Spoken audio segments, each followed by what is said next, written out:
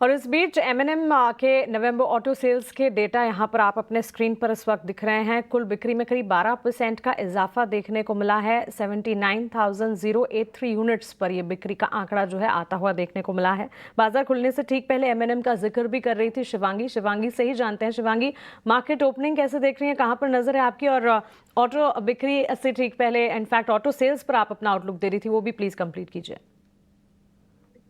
धन्यवाद। तो एमएनएम पे मेरी नजर थी। ऑटो अगर पैक में हमें फोकस करना है तो ये एक one of the strongest counters है।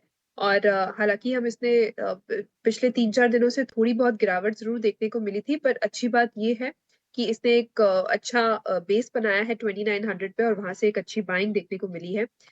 जो रोलोवर्स के आंकड़े हैं वो पॉजिटिव रहे हैं स्टॉक में, तो यहाँ पे नजर रहेगी 3100 तक के लिए, एंड 2920 के एक स्टॉप के साथ।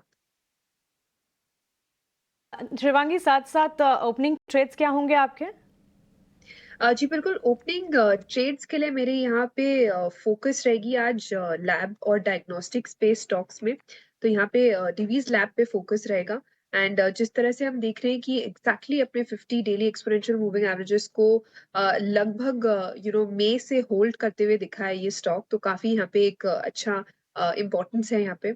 अपने एक प्रीवियस हर्डल को भी सरपास करते हुए दिख रहा है ये 6155 के आसपास का, जो कि अब एक अच्छा सपोर्ट भी बनते हुए दिखेगा। स्टॉक अपने वीकली बेसिस पे एक काफी एक अपवर्ड स्लोपिंग चैनल में कामकाज कर रहा है, और फ्राइडे के सेशन में हमने एक अच्छी शॉर्ट कवरिंग मूव देखी है, जो पिछले 3 दिनों के हल्के से शॉर्ट्स जो ऐड हुए थे। तो यहाँ पे खरीदारी की सलाह रहेगी। 6450 के टारगेट्स के लिए इसमें हम खरीदारी करें, 6080 के एक स्टॉप के साथ। ओके, तो चलिए laboratory health care diagnostic space पर नजर है। डिफेंसिव्स के तौर पर फार्मा पर फोकस रहना भी चाहिए, और साथ ही लैब स्पेस भी यहाँ पर परफॉर्म करता हो। ऑलमोस्ट 0.5% के गेंस हैं। खरीदारी 6450 तक के लक्ष्य डिविज लैब में शिवांगी को नजर आते हैं।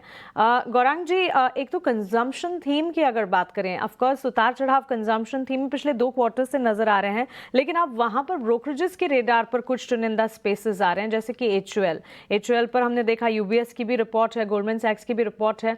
और एचयूएल, डाबर, ब्रिटानिया के अगर सेगमेंट में पर्टिकुलरली इन स्टॉक्स पर अगर नजर बनाएं, देखिए एक तो मध्यम अवधि में ग्रोथ पर मैनेजमेंट पॉजिटिव तो नजर आ रहे हैं, लेकिन कंसर्न्स अभी भी ढेर सारे हैं, क्योंकि कंजम्पशन की जो स्टोरी है जिस तरह से पैन आउट होती नजर आती थी पिछले कुछ दिनों में फेस्टिवल डिमांड के तौर पर, वो इस टाइम दिवाली के साथ साथ भी नहीं नजर आई, और अब तक भी सेंटिमेंट्स जो हैं इतने बेहतर तो नहीं दिख रहे हैं।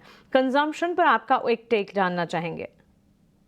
तो मानसिक खपत, देखिए भारत खपत से जुड़ा हुआ देश काफी लंबे समय से रहा है। अ, खपत से चलने वाला देश था, है और भविष्य में रहेगा। एक अच्छी बात यह है कि हमारी जो कुल प्रतिशत जनसंख्या है, उसका एक 35% या उससे थोड़ा बहुत ऊपर हिस्सा युवा आबादी का है, जहां पर उम्र 30 और 28 के आसपास है, उसके नीचे है। अब दिक्कत यह है कि ये जो क्षेत्र है मानसी, ये ज्यादा निर्भर करता है कि लोगों की क्षमता कितनी है खर्च करने के लिए।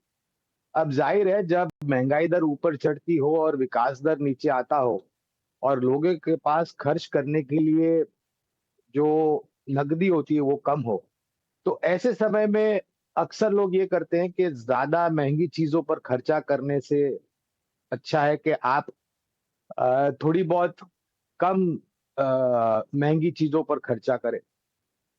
अनिवार्य ये है कि जो परिस्थितियां ग्रामीण और मध्यम ग्रामीण भागों में, जहाँ पर हमारी जो जनसंख्या है उसका बड़ा प्रतिशत हिस्सा रहता है, वहां पर भी अगर आप देखने जाए तो बारिश को लेकर के कुछ जगह पर अनुमान से ज्यादा, कुछ जगहों पर अनुमान से कम, कुछ इलाकों में बाढ़ की परिस्थिति, और जो धान खेत में खड़ा था वो बह गया था। कहने का तात्पर्य है कि जो योगदान ग्रामीण मध्यम ग्रामीण भाग से आता है मांग को लेकर के, वो इस बारी थोड़ा निचले स्तर पर था, और उसी का असर आपको बिक्री के आंकड़ों में दिखा और शुद्ध मुनाफे में दिखा। लेकिन अब आगे जाते हुए हमें लग रहा है कि ये परिस्थिति धीरे धीरे के सुधर जाएगी, और जब सुधरेगी तब खर्च करने की ताकत भी बढ़ जाएगी। तो आपने दो जो नाम लिए, एचयूएल और आईटीसी, ये दोनों पर ही हमारी खरीदारी की राय है। इसके अलावा गोदरेज कंज्यूमर है, टाटा कंज्यूमर है, मैरिको है, डाबर है, नेस्ले ब्रिटानिया जैसी कंपनियां हैं, जो हमें अच्छी लगती है लंबी अवधि के लिए।